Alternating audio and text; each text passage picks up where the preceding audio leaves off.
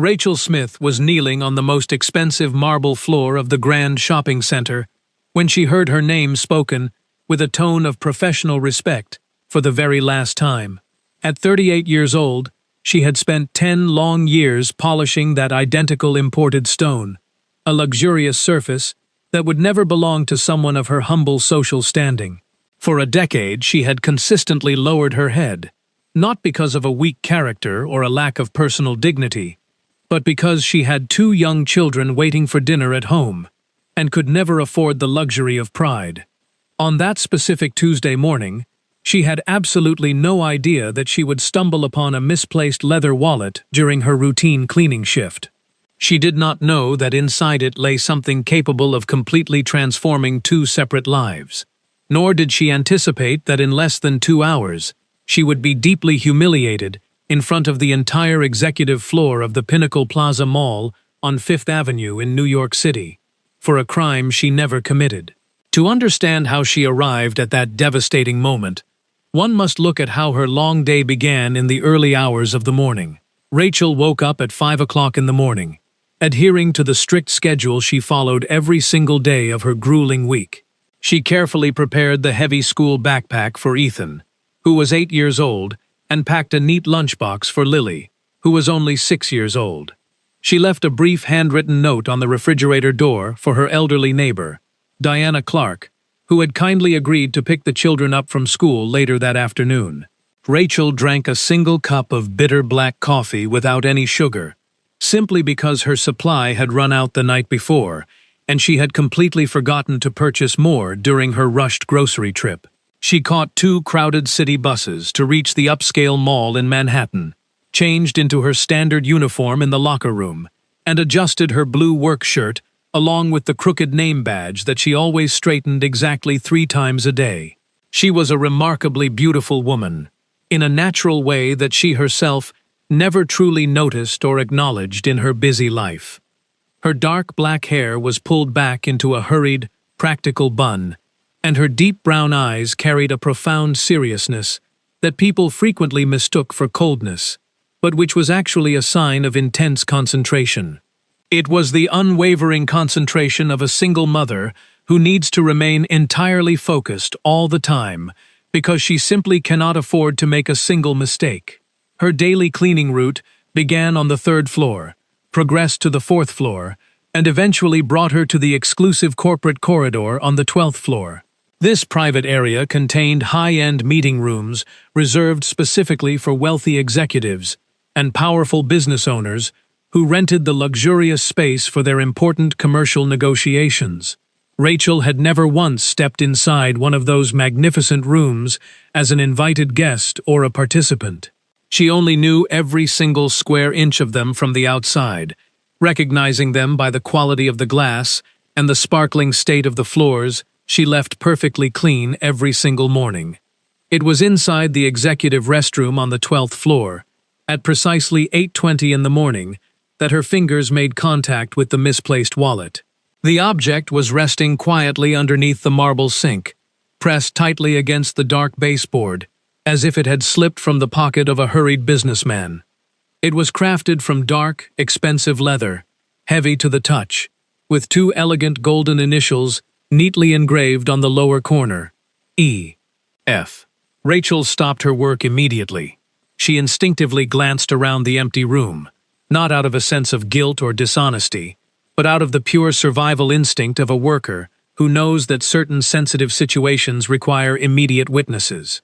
There was absolutely nobody else in the restroom with her. She bent down carefully, picked up the heavy leather wallet with both of her hands, and opened it with the utmost caution to inspect its contents. Inside the leather compartments, Rachel saw 3 premium credit cards, a formal identification document, and a thick stack of $100 bills that she chose not to count, but which clearly totaled more money than she earned in 3 entire months of hard labor. She closed the wallet firmly, took a deep, steadying breath to calm her racing heart, and walked directly toward the main administrative office of the executive floor. The receptionist working at the front desk received her with that specific condescending look that Rachel had grown to know all too well over the years. A silent glance that clearly asked what a cleaning lady was doing in an executive area before she even opened her mouth to speak. Rachel placed the heavy leather wallet gently onto the polished counter and said with absolute calmness, "I found this underneath the sink in the restroom. Everything is still inside." The receptionist immediately picked up the internal telephone and called for Caroline Miller. Caroline Miller was 42 years old, possessed perfectly straight blonde hair that fell precisely to her jawline, and wore a stark crimson lipstick that she treated more like a piece of corporate armor than a cosmetic choice. She had successfully served as the general manager of the luxury shopping complex for 4 years, building her entire professional career on one specific, highly calculated skill: identifying exactly where the true power resided in a room, and making sure she aligned herself with it before anyone else could.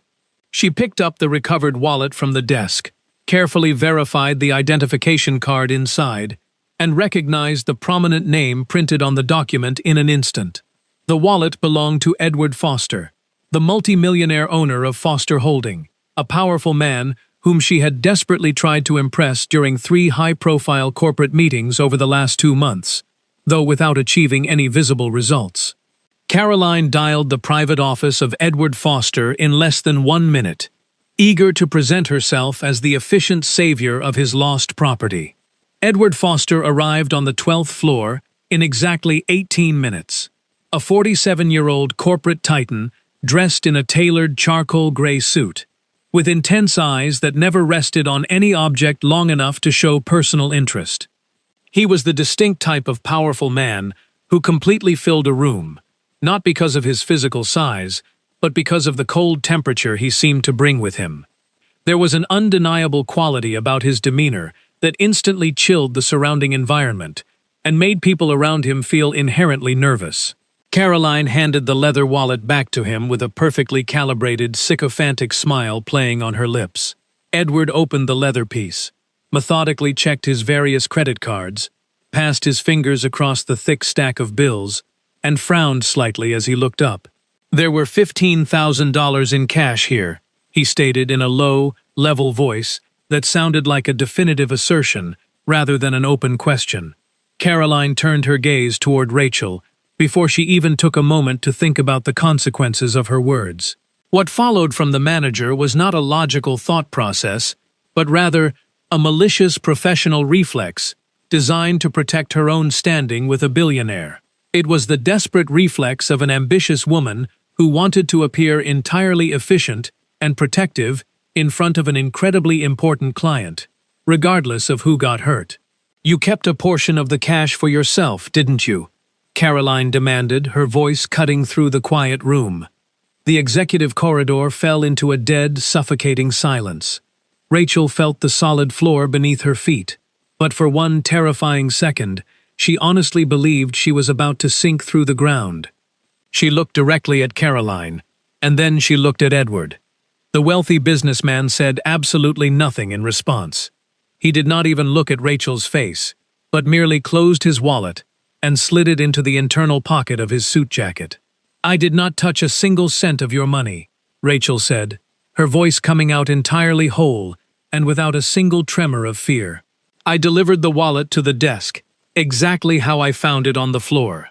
Caroline looked at her coldly and spoke with the voice of a judge who had already finalized a harsh decision without reviewing the evidence. "You can wait in the Human Resources office until we complete the formal paperwork," the manager instructed. Edward was already walking away down the long corridor, his polished shoes clicking against the marble as he headed toward the private elevator without looking back a single time. That very afternoon, Rachel was forced to sign a formal disciplinary warning for suspicious conduct and the potential theft of corporate property.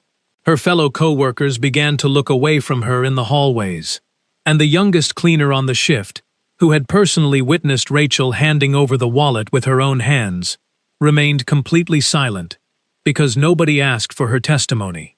Rachel walked down to the basement restroom, turned on the cold water faucet, and washed her face, refusing to cry immediately. She looked at her own reflection for a long moment, checking to see if she was still whole, before she finally let her tears fall. When she finished, she dried her face, straightened her name badge for the third time that day, and returned to her heavy cart, because her children were waiting for dinner, and she could not afford to fall apart. That very same night, sitting entirely alone on the 23rd floor of his magnificent penthouse office overlooking the bright lights of Manhattan, Edward Foster was reorganizing the contents of his wallet when his fingers brushed against something unexpected. Deep within one of the secondary leather pockets, he discovered a small piece of folded paper, heavily yellowed by the passage of time. He opened the fragile note slowly, handling it with the extreme care of someone who knows they are holding something incredibly delicate. The handwriting on the paper belonged to a young child, written with crooked, uncertain letters that showed the innocence of early youth. The brief note read, "Daddy, I love you. You are the best in the world. Thomas."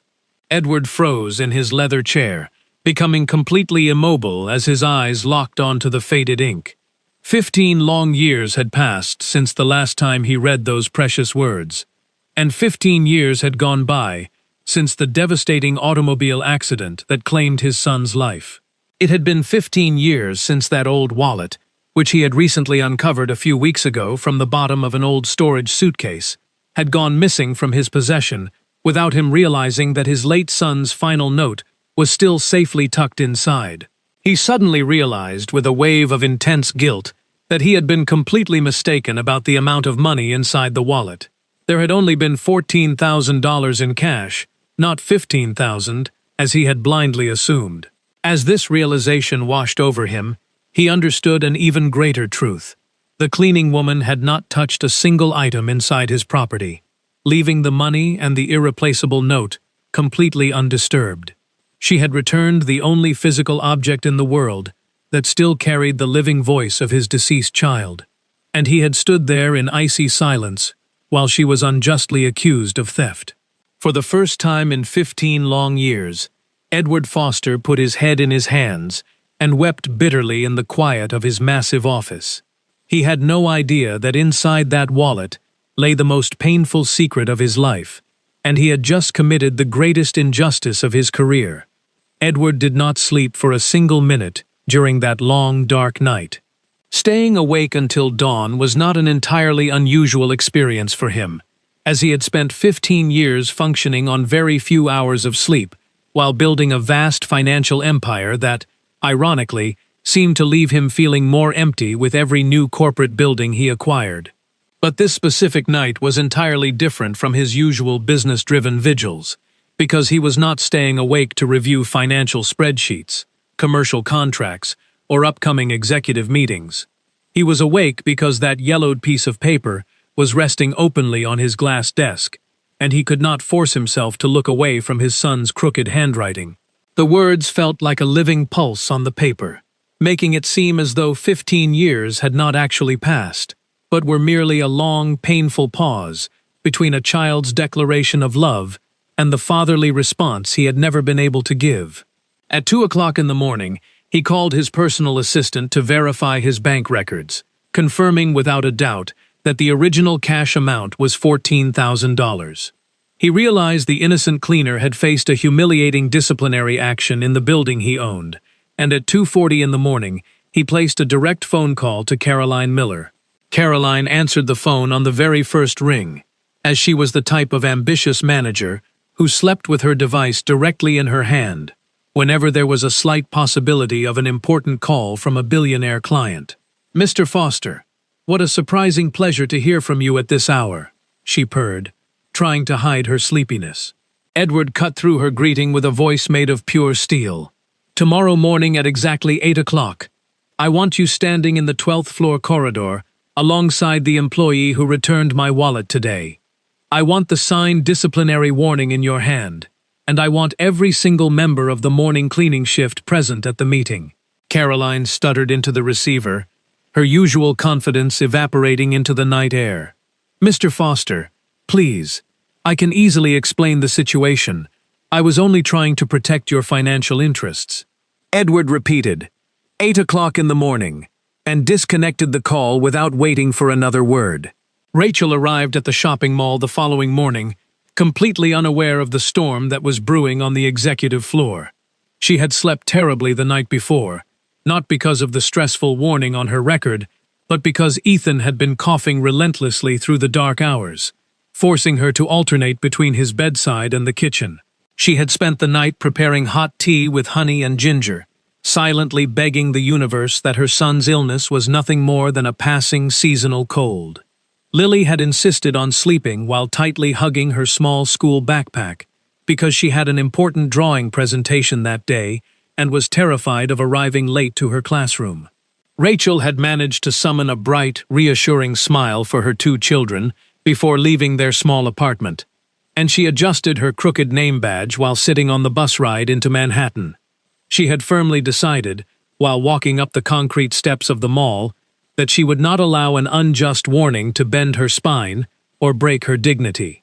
She knew exactly what she had done and what she had not done, and that truth had to be enough to sustain her through the day. When she stepped off the elevator onto the 12th floor at precisely 8 o'clock in the morning, she immediately noticed a strange, tense gathering of people stretching down the long executive hallway. Her fellow cleaning co-workers were huddled together in a tight group, carrying facial expressions that she could not immediately understand or categorize. Caroline was leaning against the wall with her red lipstick applied perfectly, though her entire body vibrated with an intense nervous tension that cracked through her usual composed armor. Edward Foster stood directly in the center of the corporate corridor, wearing a tailored navy blue suit without a tie, his face carrying an expression that Rachel had never witnessed on him before. It was not the icy indifference of the previous afternoon, but something much more human that clearly cost him a great deal of effort to display in public. He saw Rachel walk into the hallway, and for the first time since they met, he looked at her with genuine sight, asking, "Are you Rachel Smith?" Rachel held his gaze and replied firmly, "Yes, I am." Edward turned his gaze toward Caroline and extended his right hand in a silent, commanding gesture. The manager handed over the official Human Resources folder containing the disciplinary warning, looking as though she were relinquishing something that caused her physical pain. Edward opened the folder, drew an expensive pen from his pocket, and boldly signed his name across the bottom of the document to nullify the charge. "This warning is officially cancelled, due to a severe administrative error on our part," he announced in a loud, resonant voice that echoed clearly down the long hallway, so every single employee could hear him. He then turned back to Rachel, looked her in the eyes, and said with absolute humility, "I was completely mistaken about the amount of cash. The wallet contained $14,000, and you did not touch a single cent of it." The corridor became so quiet that the faint hum of the building's air conditioning system sounded loud in the silence. Rachel remained completely still for a moment, looking first at the cancelled document in Caroline's trembling hand, and then at the wealthy businessman standing before her. There was a simple word caught in her throat, and she whispered, "Thank you."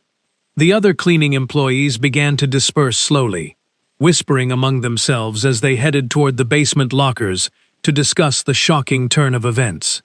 Caroline was the very last person to leave the executive hallway, and Rachel noticed with her sharp intuition that the manager was not feeling ashamed of her behavior, but was rather consumed by a quiet, dangerous fury. Now, only Edward and Rachel remained in the long corridor, and the billionaire looked uncharacteristically awkward, as if he did not know what to do with his own hands in the presence of a worker he had wronged. "May I ask you a simple question?" he requested quietly. Rachel looked at him and said, "Yes, you may." He continued, "When you opened the wallet to find the ID, did you see everything that was kept inside?" Rachel looked at him honestly before answering. "I saw the credit cards, the identification card, and the cash. That was all." Edward paused, his eyes searching her face. "Nothing else?" Rachel offered a small nod. "There was a folded piece of paper inside, but I did not open it or read it. It did not belong to me." Edward stood entirely frozen as the weight of her honesty hit him. She had seen the private note, but had actively chosen to respect the privacy of an absolute stranger, without a single moment of hesitation. He tried to find words to express his profound gratitude, but found them entirely inadequate, so he spoke the absolute truth from his heart. Inside that folded paper was the final message my son ever wrote to me before he passed away 15 years ago. I had no idea it was still inside that old wallet. Rachel did not answer him immediately, allowing a respectful silence to fill the space between them, recognizing the familiar shape of deep grief, as she had carried that exact same weight ever since her husband passed away 5 years ago. "I am truly glad that it found its way back to you," she said softly. "That is exactly where it belongs." In the weeks that followed that intense confrontation, Edward Foster began to appear at the Pinnacle Plaza Mall with a high frequency that his busy corporate schedule could not possibly justify. Important business meetings that could have easily been conducted via digital video calls were suddenly transformed into in-person appointments at the complex. Routine building inspections that normally belonged to his junior directors were now personally handled by the billionaire himself. The small coffee shop located near the 12th floor executive corridor, a humble place he had never once visited in all his years of ownership, suddenly became a central part of a new daily routine that he secretly constructed. Rachel saw him there often during her shifts, and they began to exchange brief, polite words that slowly accumulated over time, building a bridge across the vast social divide that separated their daily lives. Through these quiet conversations, Edward learned that Ethan was 8 years old, struggled with his mathematics homework, but possessed a massive passion for reading about prehistoric dinosaurs. He learned that 6-year-old Lily loved to draw long-necked giraffes on every single scrap of clean paper she could find, and that Rachel had lost her beloved husband in a tragic accident 5 years ago. He discovered that on the very day of her husband's death, Rachel had made a fierce promise to herself that she would never let her children feel like the ground had disappeared from beneath their feet, even though her own world had been completely shattered. In return, Rachel noticed that Edward rarely took the time to eat a proper lunch, drank his black coffee while it was far too hot, and seemed like a completely different man when he was standing alone in the quiet corridors compared to when he was commanding a room full of corporate investors. During the second week of their growing acquaintance, Edward did something entirely secret that he chose not to disclose to a single soul in his life. He quietly instructed his personal assistant to discreetly locate the private school where Rachel's 2 children were currently enrolled on financial aid. He placed a direct call to the school's headmaster, using a false name, inquiring if there were any immediate, unmet financial needs within their student scholarship program. The administrator informed him that 2 specific children required immediate tuition renewals within 30 days, or they would unfortunately lose their academic placements for the upcoming semester. Edward immediately arranged the full financial payment that very afternoon through an anonymous charitable foundation, leaving no name and no message behind. He did not realize that this silent, compassionate decision, made in a cold executive office by a man who was just learning how to be human again, would soon be weaponized by an enemy. Caroline had been watching every single visit, every shared coffee, and every extra second Edward spent in that hallway, and she had officially decided that this cleaning lady would not remain in her way for much longer. There was a strict, unwritten rule within the luxury spaces of the Pinnacle Plaza Mall that every single employee understood perfectly. You never mix with the people who wear the expensive suits. It was a form of practical survival wisdom, learned not from textbooks, but from years of observing the swift termination of workers who forgot their proper place in the corporate hierarchy. Rachel had followed this rule with absolute discipline for 10 years. Yet on one specific Thursday morning, she arrived at her shift with her long black hair completely down. She could not explain her choice, telling herself it was simply because her hair elastic had snapped on the morning bus ride. However, her neighbor Diana had offered her a spare elastic before she left the apartment, and Rachel had quietly declined it, claiming she would be fine without it. She had checked her reflection in the locker room mirror 3 separate times before starting her shift, looking at a version of herself that had been locked away for 5 long years. Edward was waiting at the 12th floor coffee shop at exactly 8:40 in the morning, an action that was completely unjustifiable, given his packed corporate agenda for the day. He had an important teleconference with European investors, scheduled for 9 o'clock that morning, which he had abruptly postponed until midday, without offering a single explanation to his confused secretary. When Rachel finally entered the long hallway pushing her heavy cleaning cart, Edward noticed the 2 loose strands of hair framing her face, before he noticed anything else in the room. "Good morning," Rachel said politely as she walked past him. Edward stepped into her path, not with an aggressive intent, but with an unplanned desire to prolong their interaction. "May I ask you something?" he inquired. Rachel offered a small, wry smile. "You always ask if you can ask before you actually ask." Edward paused, and then a genuine, brilliant smile broke across his face. The very first real smile anyone in the building had seen him display in months. Later that afternoon, Caroline called Rachel into the private human resources office for the second time, closing the door firmly before placing a falsified performance report onto the desk. The document contained 3 distinct modern infractions, highlighted in bright red ink, claiming that Rachel had been consistently late to her shifts over the past 2 months. Rachel looked at the forged paper and said calmly, "These attendance issues do not exist in reality." Caroline crossed her arms with a cold, calculated smirk. "They are officially recorded in our computer system now, and you know as well as I do how this company handles reliability." The manager paused, leaning forward to deliver a thinly veiled threat against Rachel's livelihood. "I know that certain inappropriate relationships between staff and owners can create highly uncomfortable situations for the shopping center and for the families who depend on these jobs."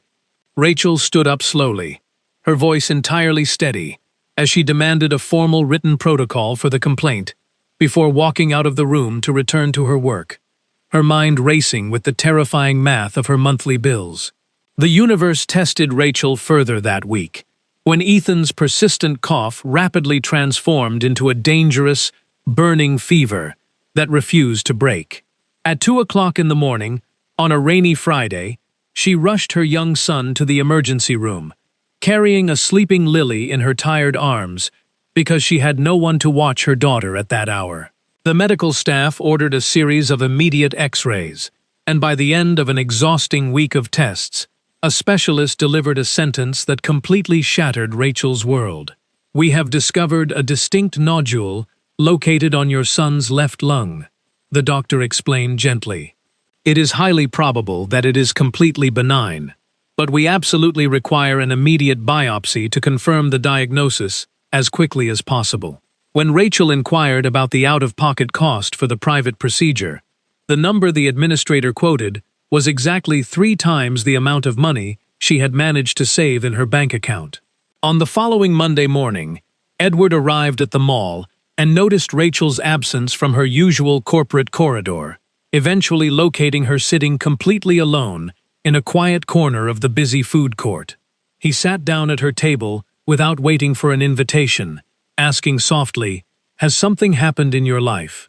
Rachel looked at his face for a long moment, weighing her deep pride against her profound love for her child, and finally allowed the basic details of Ethan's diagnosis and the immense cost of the biopsy to spill out. Edward listened to her story without interrupting a single time, and when she finished, he immediately offered the services of the absolute best pediatric lung specialist in the entire state of New York. "I am not offering you a financial handout," Edward clarified quickly, before she could refuse his help. "I am simply offering to make a single telephone call to a trusted colleague." Rachel accepted his help with a silent nod, her motherly love overriding her personal pride. Edward made the telephone call that very afternoon, securing an immediate appointment for young Ethan with the top medical specialist for the following week, while quietly instructing the hospital administration to bill his private account for every single expense. He had no idea that Caroline had taken a surreptitious photograph of him and Rachel sitting closely together at the food court table from her high vantage point on the administrative balcony. That same evening, the vindictive manager sent the digital image, along with a malicious tip, to a prominent corporate gossip blog that thrived on exposing the private scandals of Manhattan's wealthiest executives. By Tuesday morning, a damaging digital article was officially published online with a sensational headline: "Billionaire shopping center owner trades boardroom meetings for frequent visits with executive floor cleaning staff." The article spread like wildfire, accumulating over 50,000 views before the clock struck noon. Edward was officially notified about the online gossip article by his personal public relations team at precisely 7:40 in the morning. He read through the malicious text a single time, placed his device face down on his desk, and spent 20 minutes analyzing the exact angle of the attached photograph. He realized the image could only have been captured from the private administrative balcony on the second floor, and he immediately ordered the head of building security to deliver the closed-circuit camera footage of that exact location and time. The security files arrived on his computer within 20 minutes, showing Caroline Miller leaning over the balcony railing, with her smartphone aimed directly at the food court table below. Edward saved the incriminating video file to a secure flash drive, remaining completely quiet as he prepared his next professional move. Meanwhile, Rachel learned about the digital article at 8:15 in the morning, when a sympathetic coworker showed her the burning screen of a smartphone in the locker room. Rachel forced herself to remain entirely calm, changing into her blue uniform with deliberate slowness, before straightening her name badge and walking out into the corridor to begin her daily work. At 9 o'clock in the morning, Caroline summoned her to the Human Resources office, where a formal termination contract was already resting on the desk. Due to the severe public embarrassment and damage caused to the prestigious image of our shopping complex, the company has decided to terminate your employment immediately, Caroline stated with an icy, triumphant tone. Rachel looked at her directly and asked, "You took that photograph from the balcony, didn't you? You forged my attendance records, and now you are using your own lie to take away my livelihood." Before Caroline could reply, the heavy office door swung open and Edward Foster walked into the room, carrying a powerful aura of executive authority that made both women freeze. He turned his personal laptop toward the manager, playing the crystal-clear security footage that showed her capturing the photograph of his private conversation. "Our corporate legal department and the executive board of the mall have already received a full copy of this footage, along with a formal lawsuit for harassment and defamation," Edward stated coldly as he picked up Rachel's termination contract and tore it completely in half. Caroline's perfect red lips began to tremble with absolute terror as she realized her entire career was completely ruined, and she fled from the room without uttering a single word of defense. Rachel was left standing alone with Edward, her eyes filling with tears as she confronted him about the anonymous tuition payments and the medical bills she had discovered. "I am a mother trying to raise my children, not a charity project for your guilt," she whispered, her voice cracking under the immense weight of her emotion. Edward stepped closer and said with complete honesty, "You are entirely right, and I apologize. I am a man who only knows how to solve problems with money because I forgot how to simply be present with another human being. But since the day you returned my son's note, you showed me what true integrity looks like, and I simply want to be a part of your life." At 2 o'clock in the afternoon on that very same day, Edward and Rachel walked into the medical specialist's office together, guiding young Ethan by the hand. The little boy looked up at the wealthy businessman with wide, curious eyes and asked, "Are you my mom's friend from the big shopping mall?" Edward smiled warmly, kneeling down to his eye level. "Yes, I am your mother's friend, and I am very glad to finally meet you." The specialist entered the room a few minutes later, carrying a bright expression that instantly relieved the heavy tension in the air. "I have wonderful news for your family," the doctor announced happily. "The advanced laboratory results confirm that the lung nodule is completely benign, and there is absolutely no need for a surgical biopsy. We will simply monitor his breathing every 6 months, as a standard precaution."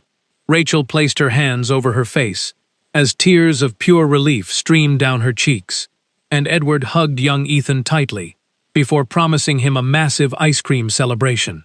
3 months passed by quickly, as the warm summer transitioned into a beautiful, crisp autumn across the city of New York. Caroline Miller had been officially terminated from her management position, and was currently facing severe legal charges for the manipulation of corporate records and corporate defamation. Rachel had chosen to continue working her regular shifts at the shopping complex, not because she lacked other financial options, but because she refused to erase the honest history of the life she had built with her own 2 hands. The only visible change in her daily routine was the beautiful way she now smiled in the corridors, and the fact that she wore her long black hair down on most days of the week. Edward had officially established the Thomas Foster Foundation, a charitable organization dedicated to providing full academic scholarships and top-tier medical care to the children of underprivileged workers throughout the city. On a quiet Thursday evening, while Edward was hilariously failing to cook a fresh pasta dinner in Rachel's small apartment kitchen, he looked at her across the crowded room and officially asked her to be his girlfriend. Rachel walked over to the stove, turned off the burner, and accepted his proposal with a beautiful, radiant smile that filled the small space with pure warmth.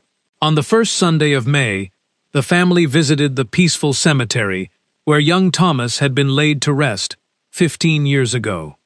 Ethan carefully placed a small plastic dinosaur at the base of the stone monument, while little Lily secured a colorful drawing of a giraffe beneath a small pebble so the wind could not blow it away. Edward knelt before his son's grave, holding Rachel's hand tightly in his own, and whispered into the gentle breeze, "You were entirely right, my beautiful boy. I am finally learning how to be the best in the world, because I have found the right people to love." This profound journey reminds us of a timeless truth that older generations have always understood through their long years of living. The absolute truest measure of a human being's wealth can never be found within the thick walls of a financial bank or the calculated numbers of a corporate spreadsheet, but is discovered inside the quiet, unbroken spaces of personal integrity and honest resilience. True honor is not an asset that can be purchased with millions of dollars, nor can it ever be stolen away by the malicious lies of an envious adversary. When a person chooses to walk through this complicated world with a clean heart and a dedicated soul, doing what is inherently right, simply because it is right, rather than for public praise, the universe has a magnificent way of unfolding its blessings in the most unexpected moments. True belonging does not depend on the grand physical size of the house you inhabit, but relies entirely on the quality of the love, truth, and deep human connection that resides within its walls. In the final accounting of a long and meaningful life, we ultimately discover that the most sacred things we possess are the invisible pieces of ourselves that we freely offer to one another. Our unyielding presence, our quiet honesty, and our willingness to stand firmly by the truth, regardless of the cost.